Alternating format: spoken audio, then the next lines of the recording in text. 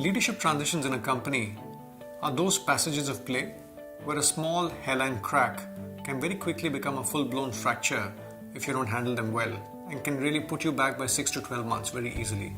Each context is unique here, but let me give you 3 examples just to illustrate the kind of work I do. First was a client who was an entrepreneur. He runs a renewables business. The entrepreneur came to me and said, I need to set this leader up for success, the person I'm going to hire. And my first point to him was, have you ever got meaningful feedback in the evolution of the company? And the answer was no. So I started by assessing the promoter, by talking to his team, by talking to his board, and by spending time with him and using some psychometrics and really showing the mirror on his leadership style. And this also gave me an insight into the culture of the company. So armed with the insight around the leadership style of the promoter and the culture of the company, I was able to help him hire the right leader to come in, and B, work with the leader and the promoter and the organization over a 6 to 12 month period to really set the incoming leader for success. The second instance where I felt I made a difference was an investment bank which had a really successful digital banking practice, and the head of the practice quit because he had other life objectives to solve for. And they didn't have a ready successor for him. There were 2 people who were N-1. One was an outsider who'd just come in a few months earlier. The other was a long timer in the system. And they went ahead and appointed them as co-leaders. Now the interesting bit here was each of them had a scale up in terms of scaling up to the big role. Plus there was a dynamic in terms of establishing them as co-leaders. 2 competitors now had to collaborate. So in this case I proposed a tailored approach where I spent time with each of them. I got feedback from the team. I spoke to some of the clients and used psychometrics and really built a complete picture for each of the leaders and gave them feedback and spoke to them about how they could scale up. But in addition, I had to spend time with the 2 of them as a team to ensure that they started collaborating. The most gratifying piece here for me was getting a note from the person who was the outsider in the system, him writing to me saying I leveled the playing field and really set him up for success.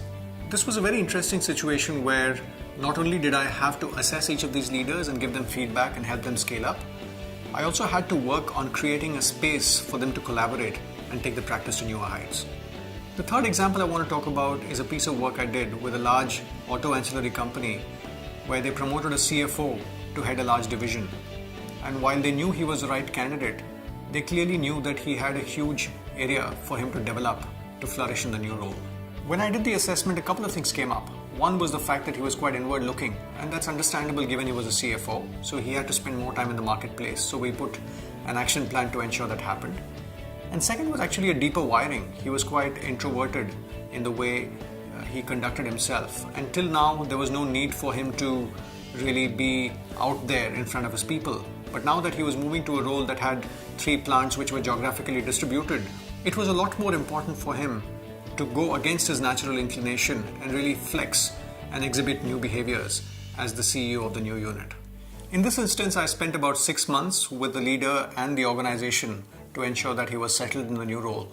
These sort of leadership transitions, I think, require 2 or 3 things from a transition advisor. One is the ability to link the business requirement to leadership requirement.